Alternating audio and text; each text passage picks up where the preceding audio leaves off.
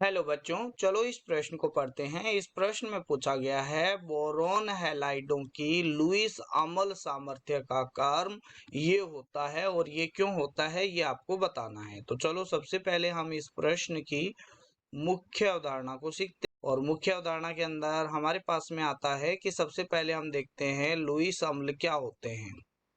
Lewis अम्ल क्या होते हैं? वो यौगिक जो अपने पढ़े कक्षकों में दूसरे द्वारा प्रदान किए गए इलेक्ट्रॉन युग्म को ग्रहण करते हैं लुईस अम्ल कहलाते हैं। लुईस अम्ल होते हैं।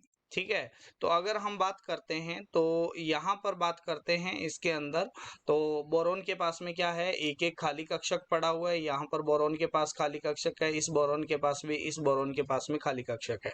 बट यहाँ पर इससे जुड़े हुए जो हैलाइड है तो उनके अकॉर्डिंग यहाँ पर अम्लीय सामर्थ्य दी जाएगी। ठीक है, तो हम ये बोल सकते हैं ग्रुप में नीचे जाने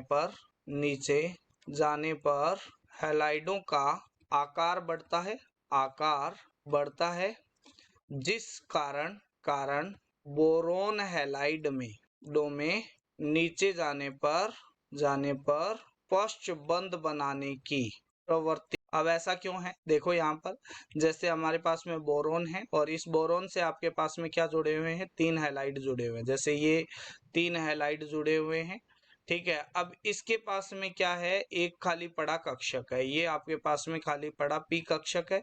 तो अब यहाँ पर क्या होगा, इस हैलाइड के पास में 3 लोन पेयर है, इस हैलाइड के पास में भी 3 लोन पेयर है और इस हैलाइड के पास में भी 3 लोन पेयर है। तो अगर ये वाला हैलाइड ही अगर इसमें खाली पड़े कक्षक में अपना लोन पेयर दे देता है, या फिर अगर आपके पास में ये वाला लोन पेयर इसमें चला जाता है, या फिर आपके पास में ये वाला लोन पेयर इसके अंदर चला जाता है, तो इसके खाली पड़ा कक्षक क्या हो जाएगा, फिल हो जाएगा। इसको बोलते हैं पश्चबंध। ठीक है, और अगर इसका आकार जितना हैलाइड का आकार जितना छोटा होगा, पश्चबंध बनाने की प्रवृत्ति उतनी ज्यादा होगी। ठीक है, तो यहाँ पर फ्लोरीन का आकार क्या है, आकार है वो छोटा है, आकार छोटा है। और पश्चबंध बनाने की प्रवृत्ति क्या होगी, बनाने की प्रवृत्ति अधिक होगी। तो ये क्या करेगा, इसी का लोन पेयर ग्रहण कर लेगा, जिसकी वजह से ये अम्लीय सामर्थ्य नहीं दर्शाता है। ठीक है, और ये वाला अम्लीय सामर्थ्य ज्यादा दिखाता है। इस वजह से अम्लीय सामर्थ्य का कर्म है वो क्या हो जाएगा, वो हो जाएगा कि BBr3 है वो सबसे ज्यादा अम्लीय होता है, फिर VCl3 आता है और फिर क्या आता है, BF3 आता है, और इससे ज्यादा भी BI3 का। आशा करते हैं मुख्य अवधारणा के आधार पर आपको इस प्रश्न का उत्तर समझ में आया होगा। धन्यवाद।